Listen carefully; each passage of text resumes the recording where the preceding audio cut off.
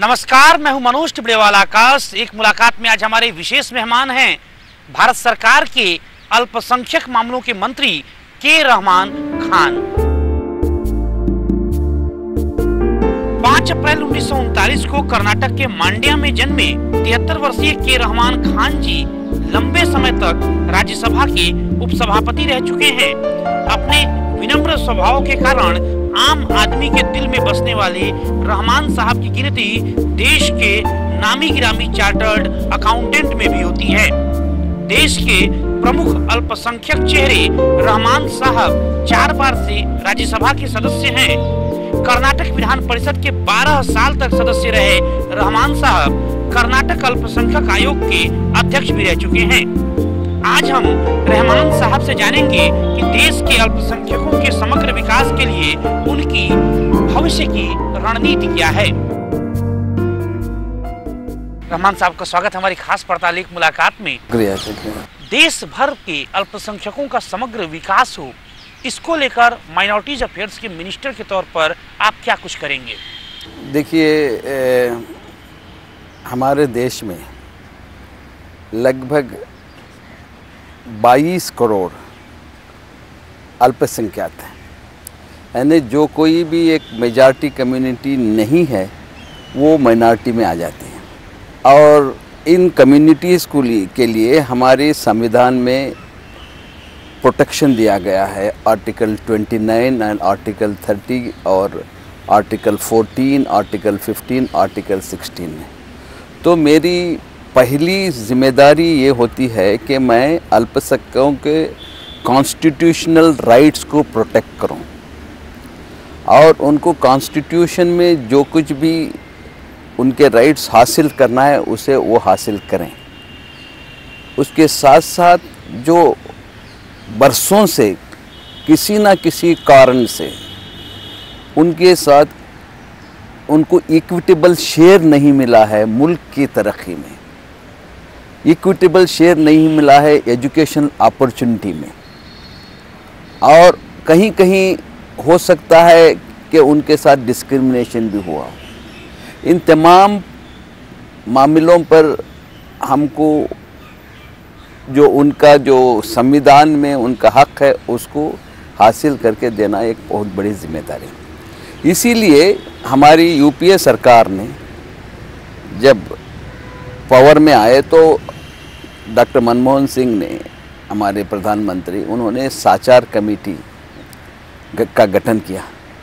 उसका मकसद ये था कि ये जो इनको जो कॉन्स्टिट्यूशनल राइट मिलना था, जो एक यहाँ के सिटीजन्स को जो इसके साथ कोई अनइक्वल ट्रीटमेंट हुआ या नहीं, इसके लिए एक विश्लेषण के लिए एक कमेटी बिताई जस्टिस राजेंद्र सच्चर के अध्यक्षता में।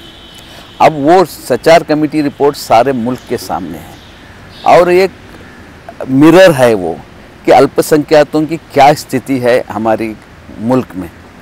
तो अब मेरी पूरी, क्योंकि ये रिपोर्ट को पूरी तरह से यूपीए सरकार ने मान लिया है और उन्होंने वादा किया है अल्पसंख्यकों को कि ये सचार कमेटी में जो भी उनके रिकमेंडेशन है हम पूरे करेंगे। तो मेरी पहली प्राथमिकता ये है कि मैं सचार कमेटी को लेटर एंड स्पिरिट में इम्प्लीमेंट करूं। हमारी मंत्रालय, ये हमारी जिम्मेदारी। दूसरा, सबसे ज़्यादा एजुकेशन फील्ड में अल्पसंख्यक पीछे हैं, खासकर मुस्लिम माइनॉरिटीज़। देश के साथ अगर हम तुलना करें, देश की तरक्की के साथ तुलना करें तो मुसलमान एजुकेशन सेक्टर में बहुत पीछे रह गए हैं। अब ये मुल्क के लिए भी ज़रूरी है कि इसको गैप को ज़्यादा बढ़ने नहीं देना चाहिए, गैप को कम करना चाहिए। तो हमारा पूरा माइनॉरिटी अफेयर्स मिनिस्ट्री का जो स्ट्रेस रहेगा आने वाले दिनों में कि अल्पसंख्यकों में एजुकेशन इंस्टीट्यूशन का इंफ्रास्ट्रक्चर को बढ़ाएं। तो इस तरह के 15 और इसीलिए इसमें कि हमारे प्राइम मिनिस्टर के 15 पॉइंट रिवाइज प्रोग्राम उन्होंने डायरेक्टिव इशू किया है, जो भी सेंट्रल गवर्नमेंट के वेलफेयर स्कीम्स हैं उसमें अल्पसंख्यकों को 15% उनको उसका शेयर मिलना चाहिए।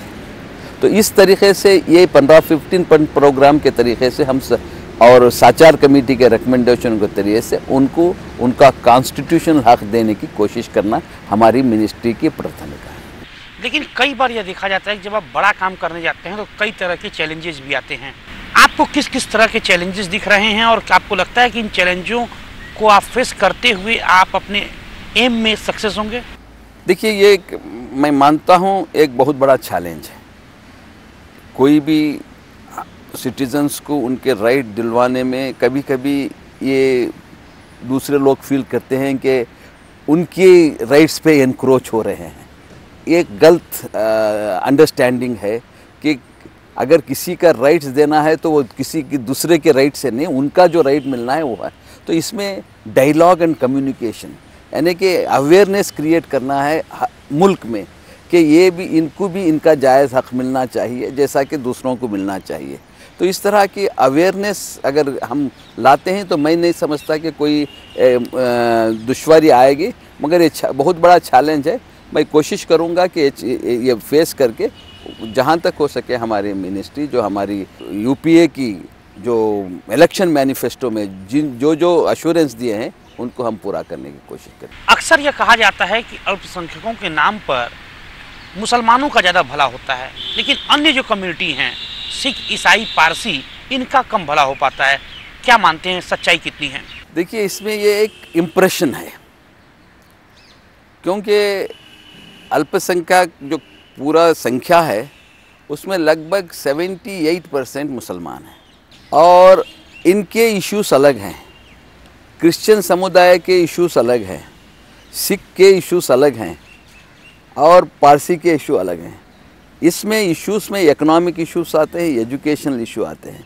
अब हो सकता है कि एजुकेशन में क्रिश्चियन के इश्यूज उनको उतना प्रॉब्लम नहीं है जितना कि मुसलमानों में है, और इसी तरह से इकोनॉमिक प्रॉब्लम सिखों में कम है और उनके अलग प्राय। इसलिए मेरी एक कोशिश, हमारे मंत्रालय की एक कोशिश रहेगी कि हम ये 5 जो हमारे डेजिग्नेटेड माइनॉरिटीज़ हैं इनकी एक कंसल्टेटिव कमेटी मिनिस्ट्री में अलग अलग बना के मैं उनके इश्यूज़ को अलग अलग टैकल करने की कोशिश करूँगा। माइनॉरिटीज़ में जो भी कम्युनिटी जाती हैं सभी का जो है आप विकास करेंगे, सबका इंक्लूसिव विकास करेंगे। हम ये शिकायत भी आने नहीं देंगे कि ज़्यादा एक अल्पसंख्यकों को ज़्यादा तवज्जो दे रही है और दूसरों को नहीं दे रही है। मेरी कोई भेदभाव नहीं होगा।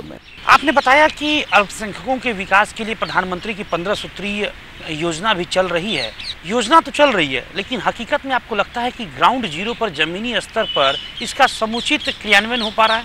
देखिए, कहीं ना कहीं कम्युनिकेशन गैप नज़र आ रहा है मुझे कि 15 पॉइंट के प्रोग्राम लागू हुए हैं मुल्क में और इंस्ट्रक्शन भी दिए गए हैं, मॉनिटरिंग भी हो रही है, हाईएस्ट लेवल पे मॉनिटरिंग हुई है।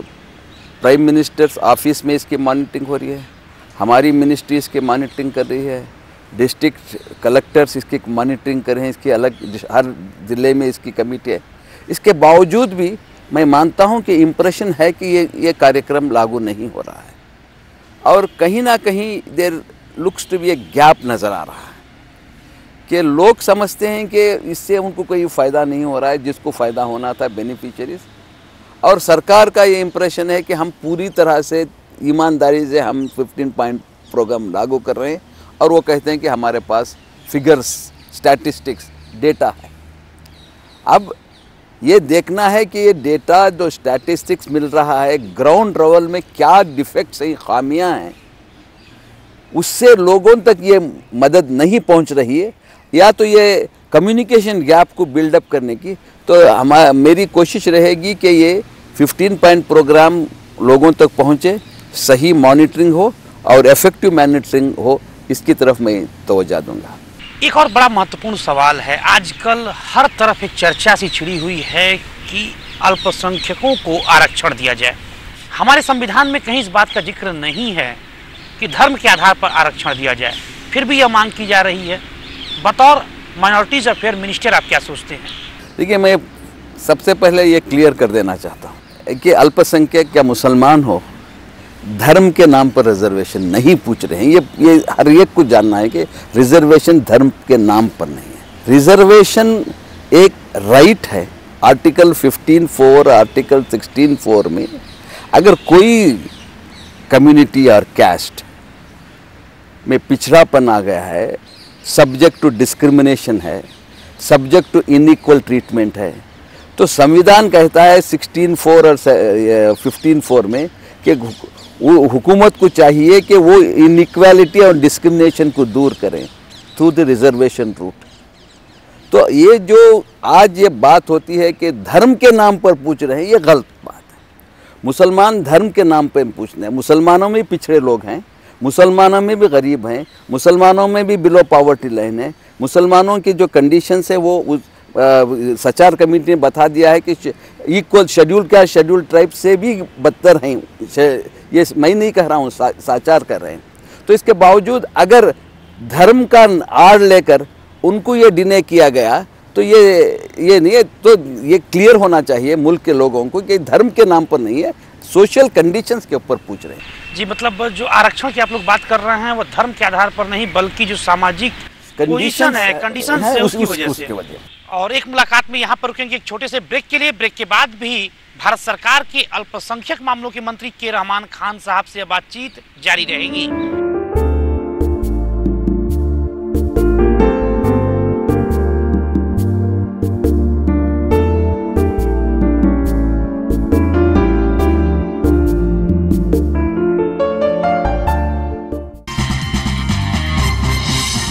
Reports from the capitals of 4 states, Hyderabad, Bangalore, Guwahati and Bhubaneswar. News, views and analysis.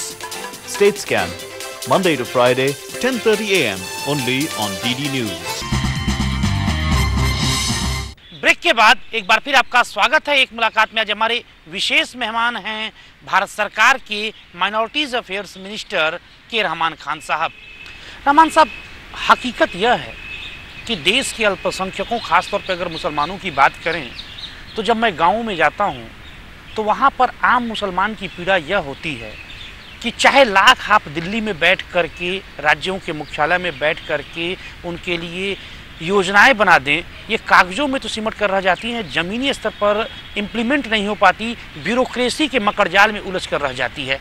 क्यों नहीं हम नियमों को और लचीला बनाते या अधिकारियों को इस बात का सख्त निर्देश देते कि जो योजनाएं बनाई जा रही हैं उसमें आम अल्पसंख्यकों को किसी तरह की परेशानी न हो। आपने ये बहुत अच्छा सवाल किया। ये हमारी पूरी योजना सिर्फ अल्पसंख्यकों की योजना है। हम जो उसको आम आदमी को हासिल करने के जो तरीक़ेकार डिज़ाइन करते हैं इतने कठिन होते हैं कि आम आदमी उसको हासिल ही नहीं कर सकता। अब इसमें देखिए हमारे स्कॉलरशिप प्रोग्राम चल रहा है अल्पसंख्यक, अब उसमें कहते हैं कि आपको अफिडेविट देना पड़ेगा, कैश सर्विस सर्टिफिकेट देना पड़ेगा। इतने कहते हैं कि वो गरीब मुसलमान, वो पढ़ा लिखा नहीं है माँ बाप, अब उसको आप 25 सवाल उसमें लिखेंगे तो वो नहीं लेगा। तो हमारी ये कोशिश रिव्यू कर रहे हैं, हम हर स्कीम को रिव्यू कर रहे हैं और जो इसको सरल बनाने की जो भी स्कीम्स हैं अल्पसंख्यकों के लिए उसको हम सरल बनाने की कोशिश कर रहे हैं। मैं पहला काम वही शुरू कर रहा हूं कि इसको किस तरह से सरल बना जाए, ईजी कर दिया जाए ताकि ये ग्राउंड लेवल में लोगों को इसका बेनिफिट मिले। वक्फ बोर्ड की प्रॉपर्टीज़ के बेहतर प्रबंधन के लिए क्या कुछ किया जाना चाहिए? देखिए, ये हिंदुस्तान में वक्फ प्रॉपर्टीज़ जो हैं ख़ासकर मुसलमानों के एक बहुत बड़ा असर है अल्पसंख्यकों का। बदकिस्मती से इसका जो एडमिनिस्ट्रेटिव सिस्टम हमने डिज़ाइन किया है, चाहे वक्फ बोर्ड के ज़रिए से या वक्फ आयोग के ज़रिए से, ये करने के बावजूद इस पर कोई तवज्जो नहीं दी गई, इसको नेगलेक्ट किया गया है। हमारे स्टेट बोर्ड्स में गवर्नमेंटल इंटरफेरेंस बहुत हो गया है स्टेट, बिकॉज ये कंकरेंट सब्जेक्ट है। अगर हम ईमानदारी से जो वक्फ प्रॉपर्टीज़ हैं इसकी तरक्की करें, इससे इनकम जनरेट करें, तो हिंदुस्तान के मुसलमानों को किसी के पास हाथ फैलाने की ज़रूरत नहीं है। लगभग साचार कमेटी ने भी इसका रिव्यू किया है। उन्होंने कहा है कि वक्फ प्रॉपर्टी अगर डेवलप करें तो मुसलमानों के एजुकेशन के लिए 10,000 करोड़ रुपए सालाना इससे आते हैं।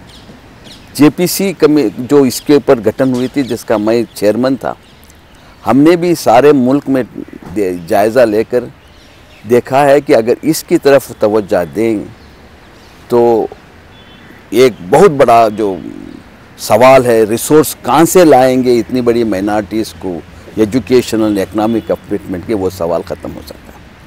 इसमें मेरी लगभग 35 साल से इसमें मैं काम कर रहा हूँ, एक क्षेत्र में वक्त के। अब इसकी जेपीसी रिपोर्ट के में हम बहुत से रिकमेंडेशन दिए हैं। अब वो जिम्मेदारी मेरे ऊपर आई है कि मैं उसको मेरी ही रिपोर्ट मैं अब लागू करने की अब एक जिम्मेदारी मेरे सामने। हम वक्फ बोर्ड्स को स्ट्रेंथन करने की कोशिश कर रहे हैं। हमने एक अमेंडमेंट बिल भी मूव किया है। अब वो राज्यसभा की सेलेक्ट कमेटी से रिपोर्ट आ गई है और जल्दी ही इसी आने वाले सत्र में हम उस बिल को पास करने की कोशिश करेंगे और एक वक्फ डेवलपमेंट कॉरपोरेशन हम सेटअप करने जा रहे हैं, ताकि ये कॉरपोरेशन सारे हिंदुस्तान की जो भी वक्फ प्रॉपर्टीज़ डेवलप कर सकते हैं उसको डेवलप करें। अक्सर हम लोग यह खबरें सुनते हैं कि पाकिस्तान में जो अल्पसंख्यक हिंदू हैं उनके साथ ठीक बर्ताव नहीं होता, उनकी हालत चिंताजनक है पाकिस्तान में अल्पसंख्यकों की। इस बारे में क्या आने वाले समय में आप कभी कोई बात करेंगे? देखिए, इत्तेफाक से ये जो हमारे अल्पसंख्यकों के हमारे पड़ोसी मुल्कों में वहाँ के जो अल्पसंख्यक हैं उनकी जो कंडीशंस हैं, उनके जो डायलॉग करना है उनके कंडीशंस के बारे में, वो विभाग भी मेरे पास ही है। वो माइनॉरिटी मिनिस्ट्री को conditions of minorities, Indian minorities, Indian origin minorities in other countries और अदर रिलीजन माइनॉरिटीज़, ये भी है। और ये एक नेहरू लियाकती पैक्ट में इसके ज़रिए से हुआ है, मगर आज तक इसके ऊपर कोई तवज्जो नहीं दी गई थी। ये एक सेंसिटिव इशू है। क्योंकि ये मेरे पोर्टफोलियो को आता है तो मैं इसके ऊपर गौर करूँगा, इसमें क्या हम कोशिश कर सकते हैं, इसके ऊपर डायलॉग करने की कोशिश करूँगा दूसरे हमारे पड़ोसी मुल्कों में जो हमारे वहाँ के अल्पसंख्यक हैं, उनकी कंडीशन डायलॉग करने की कोशिश। हज यात्रा पर हर साल सरकारी सहायता से जाने के लिए बड़ी संख्या में लोग आवेदन करते हैं, लेकिन जा कुछ ही पाते हैं। कैसे इस संख्या में बढ़ोतरी होगी, इजाफा होगा, इसके लिए क्या कुछ करेंगे आप? ये जो जितनी संख्या में लोग भेजना है, कितने लोग भेजना है, ये हम तय नहीं करते, ये सऊदी हुकूमत तय करती है, क्योंकि वो कोटा फिक्स करती है। क्योंकि पूरे लोग उनके पास उतने फैसिलिटीज़ नहीं कि जितने लोग दुनिया में जाना चाहते हैं उनके लिए फैसिलिटीज़ नहीं है, तो वो कोटा तय करते हैं। उनका जो है वर्ल्ड मुस्लिम पॉपुलेशन का 1 या 1.5% वो फिक्स करते हैं। हमारी हर साल ये कोशिश रही है कि सऊदी हुकूमत से हम डायलॉग करके ज़्यादा से ज़्यादा हम हाजियों को भेजने की कोशिश हमारे मुल्क में कर रहे हैं। आने वाले दिनों में और इसकी संख्या बढ़ेगी। एक राजनीतिक सवाल आपसे पूछना चाहूँगा रहमान साहब, देश के अल्पसंख्यकों में एक धारणा सी बन गई है कि हमारे देश में अल्पसंख्यकों के बारे में यदि कोई निर्णय लिया जाता है तो उसे वोट बैंक समझ कर लिया जाता है। क्या यह सच है? ये बिल्कुल ये इससे अल्पसंख्यकों को बहुत नुकसान हो रहा है। एक तरफ पॉलिटिकल पार्टीज ये समझते हैं कि अगर कोई पॉलिटिकल पार्टी अल्पसंख्यकों को उनका कॉन्स्टिट्यूशनल राइट भी देना चाहती है तो उसको समझते हैं कि ये एक वोट बैंक पॉलिटिक्स चल रही है। अब कौन सी ऐसी चीज़ है जो ये एक वर्ड कायम हो गया है, हर कोई छोटी सी फ़र्ज़ कीजिए मुझे भी अगर मंत्री बना दिया गया तो अल्पसंख्यक के मामलों को कहेंगे कि वोट बैंक पॉलिटिक्स है। अब एक मैं कहूँगा कि एक फैशन बन गया है कि पॉलिटिकल पार्टीज़ में अपोजिशन में कि ये वोट बैंक पॉलिटिक्स है, वोट बैंक अपीजमेंट है। इससे माइनॉरिटीज़ को बहुत नुकसान हो रहा है। तो इसमें पॉलिटिकल विल होना चाहिए, पॉलिटिकल बोल्डनेस होना चाहिए कि ये जो भी पॉलिटिकल पार्टी है, अगर वो ईमानदारी से हर सिटीजन्स का राइट दिलाना चाहती है, तो ऐसे अफवाहों को, ऐसे बातों को नज़रअंदाज करना चाहिए। और एक मुलाकात में यहाँ पर रुकेंगे एक और छोटे से ब्रेक के लिए। ब्रेक के बाद भी के रहमान खान साहब से बातचीत जारी रहेगी।